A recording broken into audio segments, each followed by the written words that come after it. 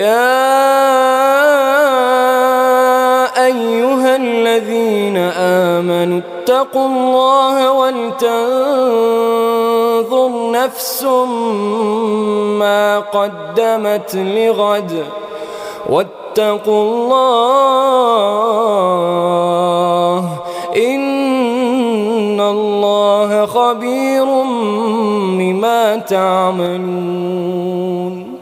نحمده ونصلي على رسوله الكريم، اما بعد فاعوذ باللہ من الشیطان الرجیم، رب اشرح لی صدری ویسر لی امری واحلل عقدۃ من لسانی یفقہوا قولی، رب یسر ولا تعسر وتمم بالخیر. قال اللہ تبارک تعالی فی القرآن المجید بعد اعوذ باللہ من الشیطان الرجیم، من کان یرید حرث الآخرۃ نزد لہ فی حرثہ، اور جو کوئی آخرت کی کھیتی کا ارادہ کرتا ہے تو ہم اس کی کھیتی میں اضافہ کر دیتے ہیں. ومن کان یرید حرث الدنیا، اور جو کوئی دنیا کی کھیتی کا ارادہ کرتا ہے، یعنی دنیا کی کھیتی چاہتا ہے، دنیا کو پانا چاہتا ہے، نوتہ منہا، ہم اس کو بھی اس میں سے دے دیتے ہیں، لیکن ایک نقصان ہے. وما لہ فی الآخرۃ من نصیب، اس کے لیے آخرت میں کوئی حصہ نہیں. یہ ہے ہماری تھیم آیت، اور ہمارا آج کا موضوع کیا ہے کہ جہنم کے بیجوں سے جنت کے درخت نہیں اگتے. کچھ لوگ زندگی بھر اس غلط فہمی میں رہتے ہیں کہ بیج تو ہاتھ میں ہیں ان کے جہنم کے، اور ارادہ یا خواہش کیا ہے کہ جنت مل جائے گی.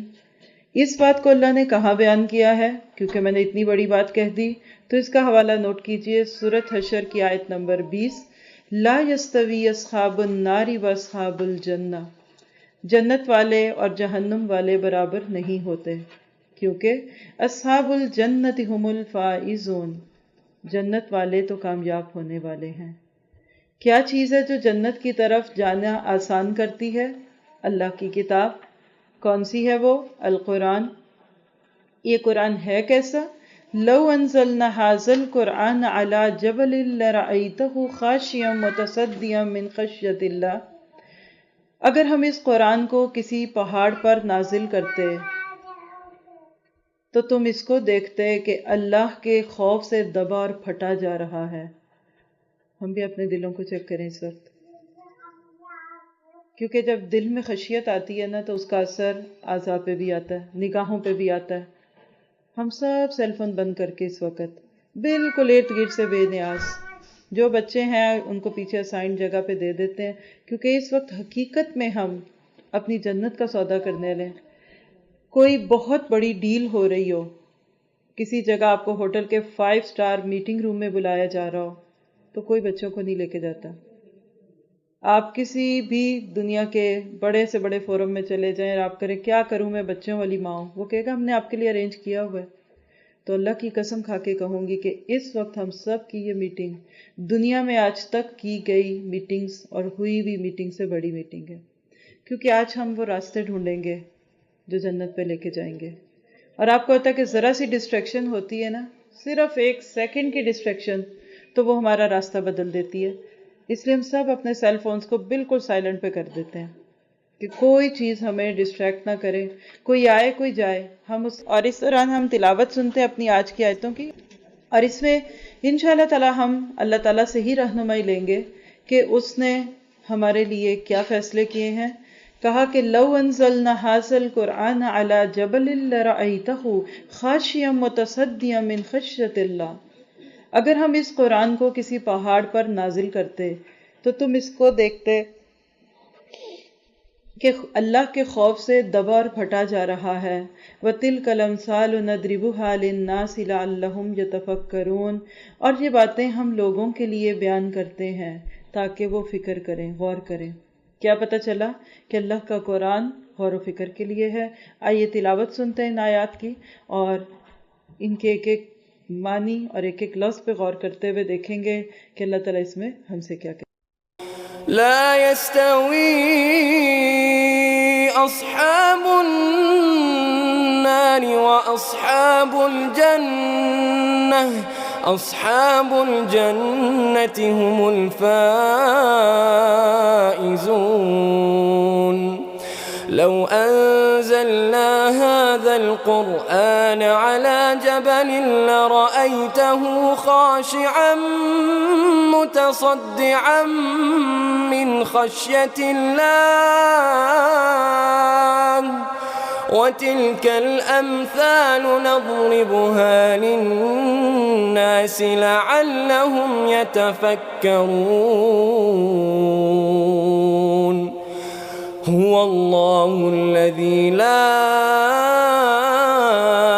إله إلا هو عالم الغيب والشهادة هو الرحمن الرحيم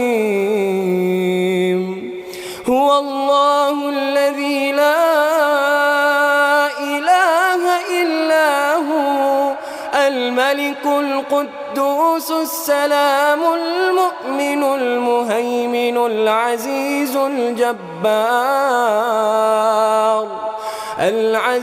الجبار المتكبر سبحان الله عما يشركون هو الله الخالق البارئ المصور له الأسماء الحسنى يسبح له ما في السماوات والأرض وهو العزيز الحكيم. ایسے ہی آتے ہیں جیسے واقعی دل کے اندر سوراخ کرتی ہیں. اللہ سبحانہ تعالیٰ فرماتے ہیں کہ لا یستوی اصحاب النار، نہیں برابر ہو سکتے جہنم والے، واصحاب الجنتی، اور جنت والے. کیوں؟ جنتی اور جہنمی برابر کیوں نہیں ہو سکتے؟ اس لیے کہ دونوں کا جینا مرنا مختلف، دونوں کی پرائرٹیز مختلف، دونوں کی چوائس فرق، دونوں کا لائف سٹائل مختلف، دونوں کی ترجیحات مختلف. اللہ تعالیٰ نے اس آیت میں ایک بہت بڑی غلط فہمی کا ازالہ فرمایا، اور وہ کیا ہے کہ سب ایک ہی جگہ پہنچ جائیں گے. اور افسوس کے ساتھ کہوں گی کہ آج بہت سارے لوگ دنیا میں یہی امید لگائے بیٹھے ہیں، ارے کچھ نہیں ہوتا، دیکھنا جنت میں پہنچ جائیں گے. امیجینیشن میں آپ ایک راستے کو لائیے، سوچئے ذرا. میں آپ سب کی ذہنی ایکٹیویٹی کے لیے ایک مثال آپ کے ساتھ شیئر کرتی ہوں، پھر آپ نے بعد میں اس کا جواب بھی دینا ہے. آپ کو کہیں جانا ہے، ضرور جانا ہے. اگر آپ نہیں جاتے تو سب ختم ہو جائے گا آپ کا معاملہ. گھر سے نکلتے ہیں اس آس کے ساتھ کہ راستہ تو مجھے معلوم نہیں ہے، ہلی راستہ ہے. منزل آپ کی آپ کو معلوم ہے، راستہ نیا ہے، پہلی دفعہ نکلے. اب آپ سموتھ روڈ پہ چلتے گئے. جب آپ ایک خاص حد تک چل چکے تو آپ کو سامنے ایک پہاڑ دکھا، یعنی چڑھائی چڑھنی ہے یا اترائی ہے، یعنی آپ بالکل میڈل میں، اور آپ اس راستے سے آپ دو چوائسز سامنے دیکھ رہے ہیں. ایک یہ ہے کہ ڈاؤن ورڈ جائیے، اور ایک یہ کہ آپ کو پہاڑ کے اوپر جانا ہے. اب آپ سوچ میں پڑ جاتے ہیں کہ پتہ نہیں مجھے کیا کرنا تھا، مجھے نیچے کی طرف لینا ہے، ساؤتھ لینا ہے کہ نارتھ لینا ہے. آپ تھوڑا سا غور و فکر فرماتے ہیں، اور اس کے بعد پھر آپ کہتے ہیں کہ دیکھتی ہوں کہ میری منزل کدھر ہے. آپ دیکھتے ہیں کہ گورنمنٹ کی طرف سے کچھ سائنس لگے ہوئے ہیں، روڈ جیسے مائلج سٹونز ہوتے ہیں یا سائن بورڈز ہوتے ہیں. آپ کہتے لو میں دیکھوں کہ راستہ جاتا کدھر کو ہے. پہلے آپ دیکھتے ہیں کہ یہ نسبتاً آسان راستہ لگ رہا ہے، اس کو دیکھو تو اس میں راستے کی ڈسکرپشنز ہیں. بڑا خوبصورت راستہ ہے، گرینری، دونوں طرف سرسبز و شاداب درخت، کوئی ایفرٹ بھی نہیں کرنی پڑے گی. گاڑی کا اگر انجن خدا نخواستہ فیل بھی ہو گیا تو بھی گاڑی صرف آپ کے سٹیئرنگ کے کنٹرول کی وجہ سے چلتی جائے گی. اور تھوڑی تھوڑی دور پکنک سپاٹس بھی ہیں، وہاں راستے میں تھوڑی سی انٹرٹینمنٹ بھی ہے، فری سنیکس بھی ہیں. ہر وہ لگژری جس کا کوئی انسان ٹریولنگ کے دوران تصور کر سکتا ہے، آپ وہ امیجن کر کے دیکھ لیں کہ وہاں رکھی ہوئی ہے، لیکن اس کے آگے اینڈ پہ اس روڈ کے کیا ہے؟ کوئی جنگل ہے اور وہاں شیر بیٹھا ہے، کھا جائے گا، یا جو گاڑی وہاں سے نیچے گئی سلپ ہوگی اور نیچے آگ کا ایک گھڑا ہے۔ اب ہوتا کیا ہے کہ جب آپ یہ سب کچھ پڑھتے ہیں، جس کی طرف آپ کا دل کھنچتا ہے، آپ کہتے ہیں یہی راستہ لوں گی، لیکن نیچے اس کے لکھا ہے کہ اس کے نیچے گہری کھائی ہے اور وہ ہلاکت ہے، آپ کہتے ہیں اوہو راستہ تو اچھا تھا لیکن یہ منزل وہ نہیں ہے جہاں مجھے جانا ہے، لیٹ سی میں دوسری طرف دیکھتی ہوں۔ اب ایک دوسرا سائن بھی آپ کو گورنمنٹ کی طرف سے لکھا ہوا وہاں دکھتا ہے، اونچائی کی طرف جانے والا راستہ، اور آپ اس میں دیکھتے ہیں کہ راستہ بڑا مشکل ہے، خطرناک ہے، ایک تو ہلی ہے، پھر بہت پتلا ہے، پھر روڈ بھی سلپری ہے۔ امیجن کریں، صرف آپ کی امیجنیشن کا یہ امتحان ہے اس وقت، آپ جتنا اچھا امیجن کریں گے انشاءاللہ اتنی بات سمجھ آئے گی۔ پھر آپ دیکھتے ہیں کہ راستے میں دونوں طرف کوئی باؤنڈری بھی نہیں ہے، گاڑی ہلکی سی کوشش سے پھسل بھی سکتی ہے نیچے، ہو سکتا ہے کہیں نہ کہیں سنو کی وجہ سے اور زیادہ مشکل ہو جائے، اور راستے میں کوئی بڑی مشکل یہ ہے کہ کوئی سٹاپ اوور آئے تو آئے، فن تو نہیں ہے، بس ایک ضرورت پوری کرنے کے لیے کوئی ریسٹ رومز بنے ہوئے ہیں وہاں، جو بھی سفر کی صعوبتیں آپ سوچ لیں، لیکن اس کے اینڈ پہ جو ہی وہ جگہ آپ کی اینڈ ہوگی تو وہاں ہے وہ ڈیسٹینیشن جو آپ کی منزل ہے۔ وہ ہاسپٹل بھی ہو سکتا ہے جہاں آپ کو فوراً پہنچنا ہے کسی کو لے جا کر تاکہ اس کا آپریشن ہو سکے، وہ کوئی ایئرپورٹ بھی ہو سکتا ہے جہاں آپ نے فلائٹ پکڑنی ہے۔ کچھ سوچ لے دنیا کے ناطے سے کہ جو چیزیں انسان کے لیے لازم ہے، اور دوسری بات یہ ہے کہ روڈ میں ٹرن بھی کوئی نہیں، بس ایک دفعہ پڑ گئے تو پڑ گئے۔ اب آپ شعور سے جواب دیں، اس روڈ کے دوراہے پہ کھڑے ہو کر آپ کون سا راستہ لیں گی؟ کتنے لوگ ہیں جو پہلا راستہ چوز کریں گے؟ وہ ہینڈ ریز کریں، آن لائن والے بھی کر سکتے ہیں اور آپ لوگ بھی۔ یہاں تو مجھے ایک بھی راستہ نہیں دکھا، ایک بھی ہاتھ نہیں دکھ رہا۔ کتنے لوگ ہیں جو دوسرا راستہ اختیار کریں گے؟ ماشاءاللہ، آہستہ آہستہ سبھی کے ہاتھ اٹھ رہے ہیں۔ تو عزیز ساتھیوں، یہ ہے جنت اور جہنم کا راستہ۔ آج تو ہم نے بڑے شعور سے کہا کہ ہم پہلا راستہ نہیں لیں گے، ہم دوسرا لیں گے، لیکن انسانوں کی جس دنیا میں آج میں اور آپ بیٹھے ہوئے ہیں، اگر ہم اکثریت کو دیکھیں تو وہ کدھر جا رہا ہے؟ وہ نفس کے راستے پہ چل رہا ہے، وہ خواہشات کے راستے پہ چل رہا ہے۔ اللہ کے نبی صلی اللہ علیہ وسلم کی ایک روایت کا خلاصہ ہے کہ ایک موقع پہ جبرائیل علیہ السلام بڑے ازردہ سی صورت میں آئے۔ آپ نے پوچھا کہ کیا بات ہے کہ آج آپ کے چہرے پہ وہ بشاشت نہیں؟ کہا کہ آج میں اس لیے اداس ہوں کہ اللہ تعالیٰ نے مجھے کہا کہ جاؤ جنت کو دیکھ کر آؤ۔ جبرائیل گئے، جنت دیکھی، بہت خوبصورت۔ واپس آئے، اللہ تعالیٰ نے پوچھا کہ سنائیے جنت کیسی ہے؟ کہنے لگے اللہ تعالیٰ بہت حسین، انتہائی حسین۔ کہا یہ بتاؤ کہ کتنے کو لوگ اس میں آ جائیں گے یا آنا پسند کریں گے؟ کہا اللہ تعالیٰ اگر لوگوں کو ایک دفعہ پتہ چل جائے یہ اتنی حسین ہے تو ایک بھی بندہ باہر نہیں رہے گا، سارے ہی آئیں گے یا خواہش تو کریں گے۔ کہا آپ جا کے جہنم دیکھیے۔ پھر جبرائیل علیہ السلام جہنم کو دیکھ کر آئے اور واپس آئے۔ کہا سنائیے جبرائیل جہنم کیسی ہے؟ کہنے لگے کہ اللہ تعالیٰ ناقابل بیان، انتہائی بری، کہیں آگ، کہیں سانپ، کہیں بچھو، کہیں عذابوں پہ عذاب، کہیں کیا کیا کیا ہے وہاں۔ کہا یہ بتائیے کہ یہاں کتنے کو لوگ آ جائیں گے؟ کہا اگر پتہ چل گیا تو ایک بھی نہیں آئے گا۔ اللہ اکبر۔ کہا اب جائیے ذرا آپ جنت کے راستوں کو دیکھ کے آئیے۔ پھر جبرائیل علیہ السلام نے جب جنت کے راستے دیکھے، انتہائی مشکل، حفت الجنت بالمکارہ، حدیث میں آتا ہے کہ جنت نفس پہ مشکل پڑنے والے کاموں سے گھیر دی گئی۔ ہر وہ مشکل جو انسان کو بری لگے، نفس کی پابندیاں، کہیں 5 نمازوں کی باڑ، کہیں سال کے 29 یا 30 روزوں کی رکاوٹ، کہیں حرام اور حلال کا فرق، کہیں معاملات، کہیں انسانی حقوق، کہیں کچھ، اتنی پابندیاں کہ اللہ تعالیٰ بہت مشکل راستہ ہے۔ کہ آپ بتاؤ کہ کتنے کو لوگ جنت میں آئیں گے؟ کل اب تو مجھے ایسے لگتا ہے کہ کوئی بھی نہیں پہنچے گا، کیونکہ اس کے لیے نفس سے لڑنا پڑتا ہے، اس سے اپوزٹ دا ونڈ جانا پڑتا ہے۔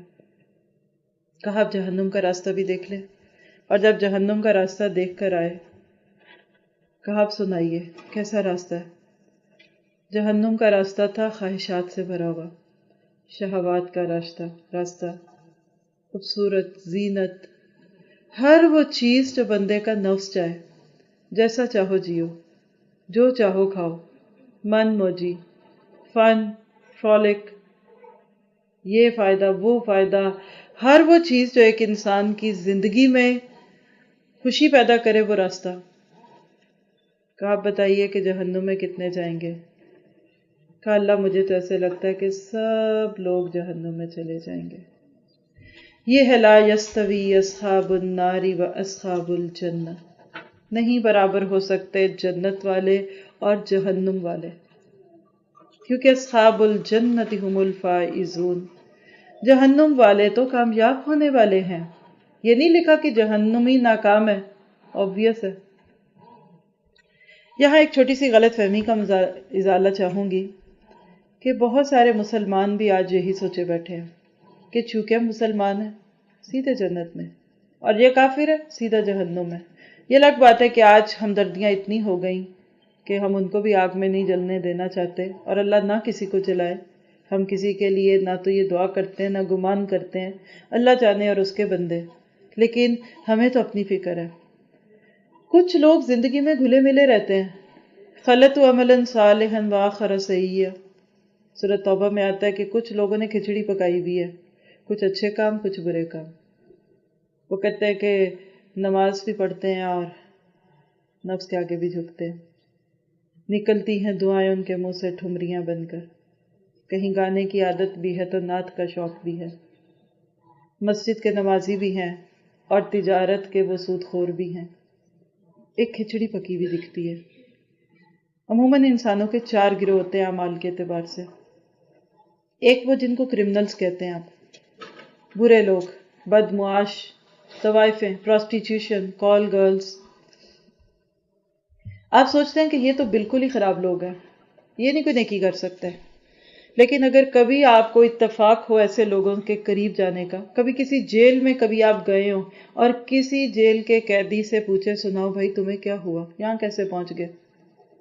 پھر وہ سنائے گا میں جیبیں کاٹتا تھا، میں چوری کرتا، پھر میرا گینگ بن گیا، پھر یہ کیا، پھر میں نے 1 قتل 2 کیا، لیکن مجھے اللہ سے بڑا ڈر لگتا ہے۔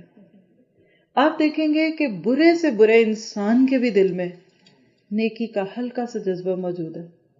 آج اسٹال پہ ایک سی ڈی آپ ضرور واپسی میں لے کے جائیے گا، نیکی کا تصور، 2 CDs کا سیٹ ہے، ٹاپک یہی ہے شاید نیکی کا۔ اس میں پورے اسلام کو ایک درخت کے ساتھ تعبیر کیا ہم نے، اسی کا یہ چنک آپ کو سنانے لگی ہوں کہ 4 قسم کے لوگ ہوتے ہیں۔ پہلا ہے کرمنلز کا، برے خراب لوگ، جن کو آپ یہ کہتے ہیں کہ یہ تو بالکل ہی خراب ہے، لیکن آپ ذرا کلوزلی آبزرو کر کے دیکھیے کچھ نہ کچھ نیکیاں وہ بھی کر رہے ہیں۔ کیسے؟ مثلا طوائفیں ہیں تو آپ دیکھیں گے کہ وہ سبیلیں لگوا دیتی ہیں، کہیں چندہ جمع کر کے تو کسی مسجد میں حصہ ڈال دیں گی۔ وہ کہتی ہیں رمضان میں ہم پیشہ نہیں کرتے، باقی دنوں میں کرتے ہیں۔ اب دیکھیے تو اندر ایک چھوٹا سا بیچ نیکی کا ان کے بھی موجود ہے۔ جیب کترے، گینگز، ان کے ہاں نیکی کے، وہ کہتے ہیں جی ہم اپنی گلی محلے میں چوری نہیں کرتے، یہ تو بڑی بری بات ہے کہ ہم اپنے نیبرز میں چوری کریں، ٹھیک ہے۔ ان کے ہاں نیکی کیا ہے کہ جو سارا دن مال چوری کرا، رات کو امانت داری سے لا کے اپنے مالک کے ہاتھ میں دے دیا، پھر وہ سب کو بانٹے کا گینگ ہے، وہ یہ نیکی کرتے ہیں۔ آپ نہیں کہہ سکتے کہ ان میں نیکی کا جذبہ نہیں ہے، موجود ہے، لیکن ایک بہت چھوٹا سا پورشن ہے نیکی کا۔ اس سے اوپر چلتے ہیں، ایک دوسرا گروہ ہے، وہ ہے جس کو ہم شرفاء کہتے ہیں، ہم آپ جیسے لوگ، کہ جو نیکیاں بھی نہیں چھوڑتے اللہ کے حکم سے اور گناہ بھی نہیں ان سے چھوڑتے، جو مسجدوں میں بھی پائے جاتے ہیں اور جو سینما گھروں میں بھی کبھی کبھی مل جاتے ہیں، جن کے رمضان اور غیر رمضان میں بڑا فرق ہے، جن کو مسجد میں دیکھیں تو ایک اور شخصیت، اور جن کو بازار یا شادی میں دیکھے تو ایک دوسری شخصیت. یہ ہیں خلط و عملا صالحا. یہ مسجدوں میں بڑے بڑے قالین بھی بچھوا دیتے ہیں، عمرہ بھی کراتے ہیں رمضان کے مہینے میں، لیکن اس کے بعد جب اپنی زندگی میں ان کے عملی موقع آتے ہیں تو یوں پھسلتے ہیں. آپ ان کے گھر کی شادی اٹینڈ کر لیں، آپ مان ہی نہیں سکتے کہ یہ وہی لوگ ہیں جو ساری زندگی لوگوں کو نیکی کی دعوت دیتے ہیں. یہ مجبور ہو جاتے ہیں رشتوں کے نام پہ، کبھی ایک بیٹے کی شادی کے نام پہ مجبور ہو گئے، کبھی پہلا بھائی، کبھی آخری بھائی، کبھی ایک بیٹی، کبھی سسرال کا خوف، کبھی سمدھانے کا خوف. یہ دل میں کڑتے چڑتے سب کچھ پھر وہی کرتے ہیں جو دوسرے کرتے ہیں. یہ بھی لوگ ہیں، یہ بٹوین کے ہیں. یہ راتوں کو بعض دفعہ تہجدیں بھی پڑھتے ہیں، اکیلے میں روتے بھی ہیں، لیکن جب ذرا کسی ایسے بندے کے سامنے جانا پڑتا ہے جو ذرا گورا لگتا ہے یا تھوڑا سا ہم سے مختلف ہے تو وہاں جا کے اس کے آگے بھی بچتے. ان کے عمل گھلے ملے، نیکیاں بھی بہت اور گناہ بھی چھٹے نہیں. ایک تیسرا گروہ ہے جس کو ہم کہتے ہیں کسی سوسائٹی کے ریلیجس پیپل، علماء کرام، حفاظ، ائمہ کرام، مسجد کے امام، مفتی، شیخ، بڑے نیک لوگ ماشاءاللہ جو دین کے نام سے جڑے ہوتے ہیں. ان کے ہاں نیکی کے یہ فقہی چیزوں پہ بہت پکی ہوتے ہیں. داڑھی کی لمبائی کتنی ہو، داڑھی کاٹ سکتے ہو کہ نہیں، ٹخنوں سے کتنی اونچی شلوار ہو، فرض اور سنت کون سے ہیں، سنت موقدہ کون سی ہے، دوسری کون سی ہے، اور چھوٹی چھوٹی باتوں کو ایشو بناتے ہیں. قبلے کو دیکھنا، یعنی ادھر آپ دیکھیں تو ریچولز کی بہت اہمیت ہے. ریچولز بہت ہے، دین کے چوکیدار ہیں یہ ماشاءاللہ. ایک ایک مسئلے پہ ان کو چاروں ائمہ کرام کے قول بھی یاد ہوں گے، بہت بڑے بڑے تھیسس لکھیں گے، مقالے، پی ایچ ڈیز. لیکن اس کے برعکس آپ جب دیکھتے ہیں تو بعض اوقات، ہمیشہ نہیں، یاد رکھیے سارے علماء کرام ایسے نہیں ہیں، سم آف them اخلاق میں بڑے کمزور ہوتے ہیں. ہو سکتا ہے کہ وہ باہر اتنے معروف ہو جائیں کہ لوگ ان کے نام کے کلمے پڑھنے لگ جائیں بعض اوقات، لیکن گھر میں آئیں تو بیوی کا سانس سوکھ جائے کہ اللہ خیر کرے، اب یہ آ گئے، اب اللہ کی رحمت ہے. بدتمیزی ہو، ہاتھ بھی اٹھ سکتا ہے، غیبتیں کرے، دوسرے دینداروں کے لیے ان کے دل میں آگ لگی ہو، بغض لگا ہو، کاٹ کھانے کو دوڑیں دوسرے نام کے کسی عالم کو، اس کی غیبتیں مائک پہ آ کے کریں. ہو سکتا ہے، سب نہیں لیکن کچھ. یہاں کیا ہے کہ ان کے پاس دین کی باڈی تو ہے، جیسے یہ اس مائک کی ایک باڈی ہے نا، یہ ہے، لیکن اندر کا جو اسپرچول سسٹم ہے وہ ختم ہے، اسپرچولیٹی نہیں ہے ان میں. اب یہ تیسرا گروہ ہے. ایک چوتھا بھی گروہ ہے، یہ وہ ہیں جن کو ہم کسی سوسائٹی کی کریم کہتے ہیں. ان لیڈس، انفیشل پیپل، پڑھے لکھے لوگ، ڈاکٹرز، انجینئرز، سوشلسٹ، اور بڑے بڑے آپ کہیں کہ فقیہ اور فلاسفرز، اور آپ کہہ لیجئے ان کو کہ پولیٹیشنز. ان کے ہاں نیکی کے گڈ اخلاق، ایتھکس پہ بہت بات کریں گے. کسی کو وقت دیا تو گھڑی دیکھ کے وہاں پہنچیں گے، وعدہ بھی کریں گے تو پورا کریں گے. اپنے ملازم سے بھی بڑی ادب اور تمیز سے بات کریں گے. ہو سکتا ہے اپنے ڈرائیور کو بھی یہ جی کہہ کے پکار دیں. اکثر یہ غیبت نہیں کرتے، لوگوں کو برا نہیں کہتے، یہ کہتے سب کو اچھا کو، سب کو اچھا کو. یعنی انتہائی با اخلاق، نرم، سافٹ. بیوی سے بھی آپ کر کے بات کریں گے، بچوں کو بھی جی کہیں گے.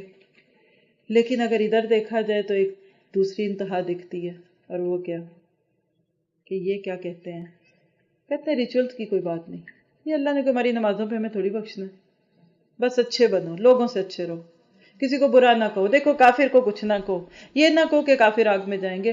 بس نمازیں چھوڑو، اللہ کو کیا نمازوں کی ضرورت ہے. قربانی، یہ اتنی قربانیاں بہاتے ہو، خون بہاتے ہو، اس سے اچھا ہاسپٹل بنا دو. یعنی آپ سمجھ رہے ہیں کہ ان کے ہاں ریچولز نہیں ہے، اخلاق بہت ہے. یہ بالکل ایسی ہے کہ جیسے اس مائک کے اندر کی ساری تاریں کھلا کے میرے ہاتھ میں کوئی دے کے پکڑ لو، تو میں اس کو بغیر پلاسٹک کے پکڑوں گی تو انجام کیا ہوگا آپ خود دیکھ سکتے ہیں. تو گویا کہ یہ 4 ادھورے گروپ ہے. اب ان چاروں کو ملاتی کیا چیز ہے وہ آپ اس CD میں سنیے گا. ہم آ جاتے ہیں واپس اپنے ٹاپک پہ. اور ٹاپک کیا ہے ہمارا؟ کہ لا یستوی اصحاب النار واصحاب الجنہ. یہ جو غلط فہمی ہے نا میرے اور آپ کے ذہنوں میں، یعنی ہم جیسے سبھی لوگوں کے ذہنوں میں اگر ہے جن کے کہ ہم اپنی مرضی کے کام کر کے جنت میں پہنچ جائیں گے، تو یہ دھوکہ ہے. یہ بالکل ایسی ہے کہ جیسے آپ نئے نئے امریکہ میں آئے، آپ پاکستان یا انڈیا میں رہتے تھے یا کہیں بھی رہتے تھے، آپ اب امریکہ میں آئے، آپ اپنی مرضی کا ایک امیجینیشن بنا لیں امریکن کانسٹیٹیوشن کا. میرا خیال ہے کہ یہاں رکنا چاہیے، میرا خیال ہے کہ امریکہ میں ریڈ لائٹ پہ نہیں رکنا چاہیے، میرا خیال ہے کہ سٹاپ سائن پہ نہیں رکنا چاہیے. کیا یہ کام آئے گا؟ میرا خیال ہے کہ یہاں کی سڑکیں اتنی اچھی ہیں کہ یہاں بیلٹ باندھنے کی ضرورت ہی نہیں. میرا خیال ہے کہ یہاں تو سیکیورٹی اتنی ہے کہ ہمیں بالکل بھی اپنے آپ کو سیکیور کرنے کی ضرورت نہیں. کیا ہوگا انجام؟ سب جانتے ہیں. ہمیں کوئی پکڑ لے گاڑی میں بغیر سیٹ بیلٹ کے تو ہم کیا کہیں گے؟ وہ اصل میں نے پڑھا ہی نہیں آپ کا کانسٹیٹیوشن. تو چھوڑ دیں گے ہمیں. میں اکثر یہ بات سناتی ہوں کہ ناروے میں ایک سسٹر تھی، تو وہ نئی آئیں، ان کے مہمان جو آئیں کہتی شاید آئے ہوئے ان کا دوسرا یا تیسرا ہی دن تھا، تو وہ ان کو لے کے نکلے کہیں گھمانے. پیچھے بیٹھی ہوئی تھی غالباً، سیٹ بیلٹ نہیں باندھی تھی. کنٹرول ہو گیا، پولیس لیڈی تھی، اس نے روک لیا. اس نے کہا کہ اس نے سیٹ بیلٹ کیوں نہیں باندھی.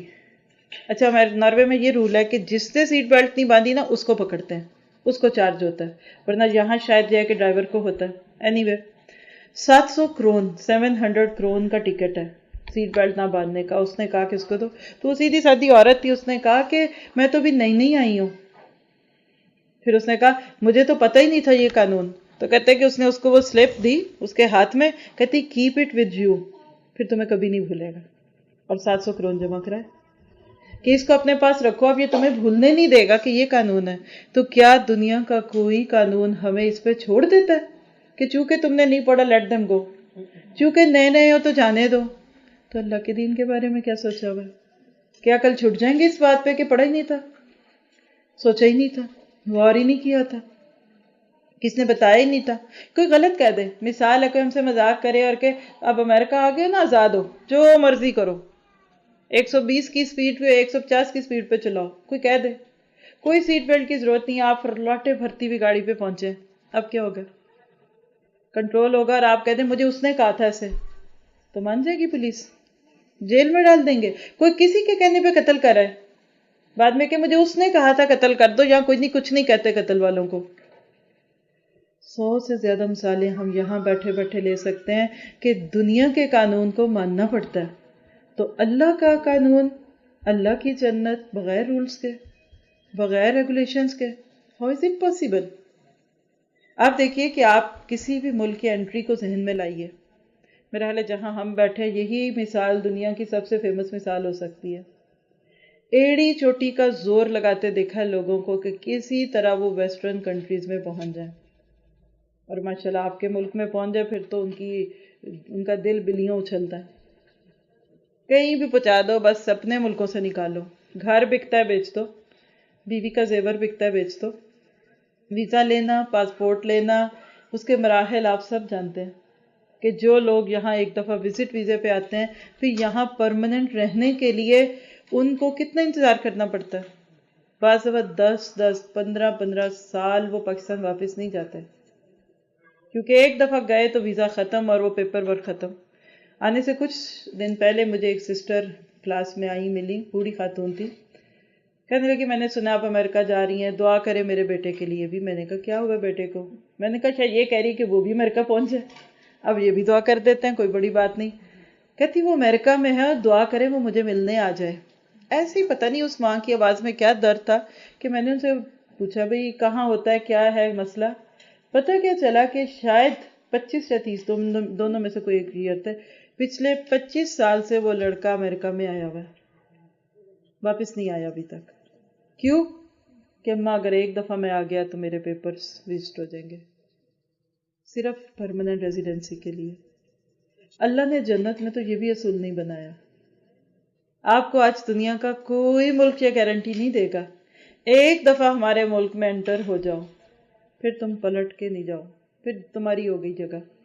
لیکن اللہ نے اس جنت کے لیے یہ وعدہ کیا، ایک دفعہ جنت کی جس نعمت کو انسان نے دیکھ لیا، چکھ لیا، اللہ اسے کبھی واپس نہیں لے گا۔ جنت کے اندر دعا کرے قدم پڑ جائے، دوسرا بھی ایک تو پڑا ہے، حضرت عمر فرمایا کرتے تھے کہ میرا ایک قدم جنت میں اور ایک جہنم میں ہو، ایک جنت میں ہو اور ایک جنت سے باہر ہو، میں پھر بھی نہیں یقین سے کہہ سکتا کہ میں جنتی ہوں جب تک کہ میرا دوسرا قدم بھی جنت میں نہ جائے۔ ہم اور آپ آج کس شوق میں بیٹھے ہیں؟ اللہ نے تو ان کو آسمانوں سے پکاریں لگا کر کہہ دیا تھا کہ اصحاب بدر، آج کے بعد اگر تم کوئی نیکی بھی نہ کرو تو تم جنتی ہو۔ 314 صحابہ کرام کو اللہ نے یہ کہہ دیا، آج کے بعد تم پروفڈ ہو، فائنل سٹیمپ لگ گئی تمہارے اوپر کہ تم جنت کے پرماننٹ ریزیڈنٹ ہو۔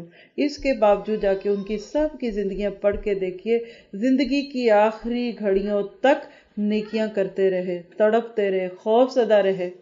ہم ہوتے تو شاید اس خوشی میں ایک پارٹی ارینج کرتے اور اس میں وہ حرکتیں ہم سے سرزد ہو جاتی کہ ہمارا جنت کا سرٹیفکیٹ کینسل ہو جاتا۔ پھر بھی تڑپتے تھے، پھر بھی بے چین تھے۔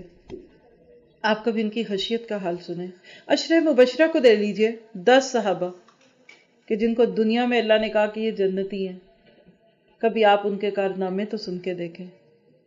میں خواہش رکھوں گی کہ آپ لوگ ضرور ان چیزوں پہ غور کریں۔ تاریخ کی کچھ جھلکیاں، میرا آخری لیکچر ہے جو آج اس اٹلانٹا سیریز میں ہم اس میں کچھ چیزیں ڈسکس کریں گے، پرسوں ہوئی کوئی یا 2 دن بعد منڈے کو۔ تاریخ کی جھلکیاں کیا ہیں؟ اصل بات یہ کہ اس وقت ہم مسلمان قرآن اور سنت سے تو کٹے ہی تھے۔ لا يستوي أصحاب النار وأصحاب الجنة أصحاب الجنة هم الفائزون۔